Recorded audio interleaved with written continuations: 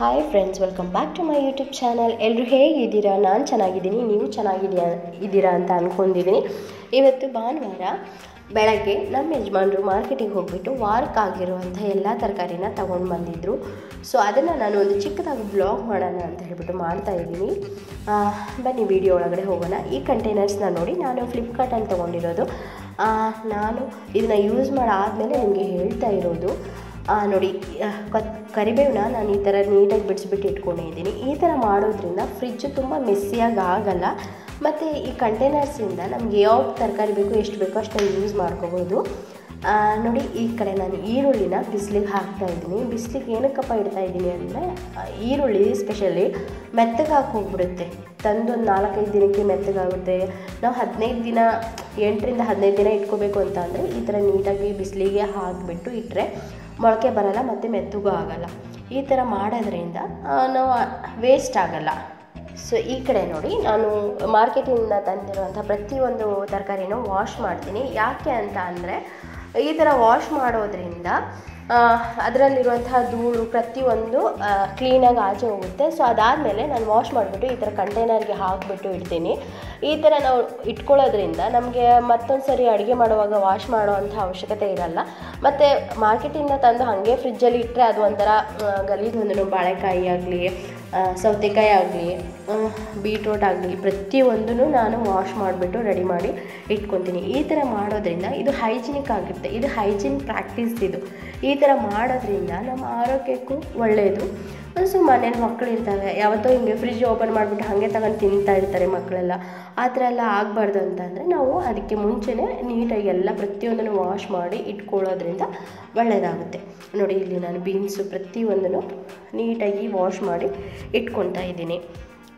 ಈ ಕಂಟೈನರ್ಸು ಇವು ತುಂಬ ಯೂಸ್ಫುಲ್ ಆಗಿದೆ. ನಾನು ಸುಮಾರು ಜನರ ಹತ್ರ ನೋಡಿಬಿಟ್ಟು ಆಮೇಲೆ ಆರ್ಡರ್ ಮಾಡಿದ್ದೆ.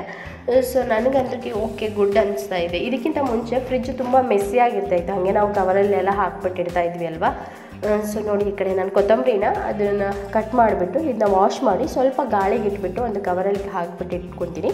ಈ ಥರ ಮಾಡೋದ್ರಿಂದ ಕೊತ್ತಂಬರಿ ಹಾಳಾಗಲ್ಲ ಮತ್ತು ಹಳದಿ ಆಗುತ್ತೆ ಅಲ್ವಾ, ಅದೂ ಆಗಲ್ಲ. ಸೊ ಈ ಕಡೆ ನೋಡಿ, ಇವತ್ತು ಚಿಕನ್ ಮಾಡ್ತಾಯಿದ್ದೀನಿ. ಚಿಕನ್ ವಿತ್ ದೋಸೆ ಅಂತ ಅಂದ್ಕೊಂಡಿದ್ದೀನಿ.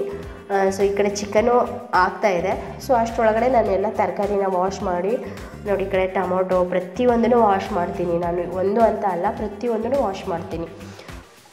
ಈ ಥರ ಎಲ್ಲ ವಾಶ್ ಮಾಡಿ ಇಡೋದ್ರಿಂದ ನಮಗೆ ಏನೋ ಒಂಥರ ಓಕೆ, ಕ್ಲೀನಾಗಿದೆ. ಇನ್ನು ಯಾವತ್ತಾದರೂ ಒಂದಿನ ಅರ್ಜೆಂಟಾಗಿ ಲೇಟಾಗಿ ಎದ್ದಿರ್ತೀವಿ, ಆ ಟೈಮಲ್ಲಿ ಓಕೆ ಅಂತ ಅನ್ಕೋಬೋದು. ಬಟ್ ತಂದು ಹಾಗೆ ಇಟ್ಬಿಟ್ರೆ ಅದು ಚೆನ್ನಾಗಿರಲ್ಲ. ನೋಡಿ, ಈ ಕಡೆ ನಾನು ಪ್ರತಿಯೊಂದನ್ನು ನೀಟಾಗಿ ಆರ್ಗನೈಸ್ ಮಾಡಿದ್ದೀನಿ. ಈ ಥರ ಮಾಡ್ಕೊಳ್ಳೋದ್ರಿಂದ ನಮಗೇನು ಬೇಕೋ ಬೇಗ ಪಟ್ ಅಂತ ಸಿಕ್ಬಿಡುತ್ತೆ. ಯಾವ್ದು ಬೇಕೋ ಅದನ್ನು ಎತ್ಕೊಂಡು ನೀಟಾಗಿ ಅಡುಗೆ ಮಾಡ್ಕೊತೀವಿ. ಸೊ ನೋಡಿ, ಇಲ್ಲಿ ಟೊಮೊಟೊನ ನಾನು ವಾಶ್ ಮಾಡಿ ಎತ್ತಿಟ್ಕೊತಾ ಇದ್ದೀನಿ.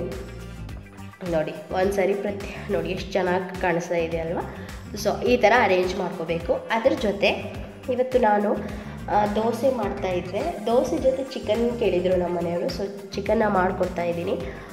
ನೋಡಿ, ಇವತ್ತು ಸ್ಪೆಷಲು. ಇವತ್ತು ಯಾರ್ಯಾರು ನಾಟಿ ಕೋಳಿ ಮುದ್ದೆ, ಚಿಕನು ಪ್ರತಿಯೊಂದು ಸ್ಪೆಷಲ್ ಮಾಡಿರ್ತಾರೆ. ಸೊ ನಮ್ಮ ಮನೇಲಿ ಚಿಕನ್ ವಿತ್ ದೋಸೆ ಕೇಳಿದ್ದಕ್ಕೆ ನಾನು ಇದನ್ನು ಮಾಡ್ತಾಯಿದ್ದೀನಿ. ಸೊ ನೀವು ಒಂದು ಸಾರಿ ಈ ಥರ ಟ್ರೈ ಮಾಡಿ. ಚಿಕನ್ ವಿತ್ ಇಡ್ಲಿ ತಿಂತಾರೆ, ಅದೂ ಚೆನ್ನಾಗಿರುತ್ತೆ ಕಾಂಬಿನೇಷನು. ಸೊ ನಮ್ಮ ಮನೇಲಿ ಇವತ್ತು ದೋಸೆ ಕೇಳಿದರು.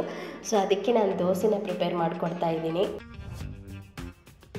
ಚೆನ್ನಾಗಿರುತ್ತೆ ಚಿಕನ್ ವಿತ್ ದೋಸೆ ಕಾಂಬಿನೇಷನ್, ಸಖತ್ತಾಗಿರುತ್ತೆ. ಬಿಸಿ ಬಿಸಿ ದೋಸೆ ಚಳಿಯಲ್ಲಿ, ಚಳಿಗಾಲ ಅಲ್ವಾ. So dosa with chicken curry. ಯಾರಿಗೆಲ್ಲ ಈ ವಿಡಿಯೋ ಇಷ್ಟ ಆಗಿದೆ ಪ್ಲೀಸ್ ಲೈಕ್ ಮಾಡಿ, ಶೇರ್ ಮಾಡಿ, ಸಬ್ಸ್ಕ್ರೈಬ್ ಮಾಡಿ.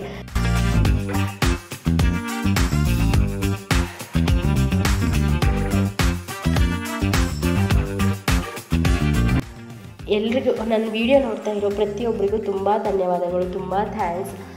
ನೋಡಿ, ಬನ್ನಿ ಊಟ ಮಾಡೋಣ. Chicken with dosa. Thank you for watching my YouTube channel. ಯಾರಿಗೆಲ್ಲ ಈ ವಿಡಿಯೋ ಇಷ್ಟ ಆಗಿದೆ ಲೈಕ್ ಮಾಡಿ, ಶೇರ್ ಮಾಡಿ, ಸಬ್ಸ್ಕ್ರೈಬ್ ಮಾಡ್ಕೊಳ್ಳಿ. So thank you for watching my YouTube channel.